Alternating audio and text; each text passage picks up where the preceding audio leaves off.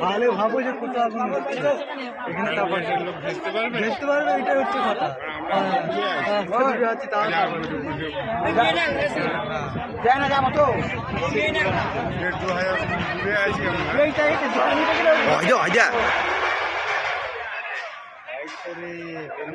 সব পড়ছে কেমন দেখ খালি ও পাশেরটাও টেনে নিয়ে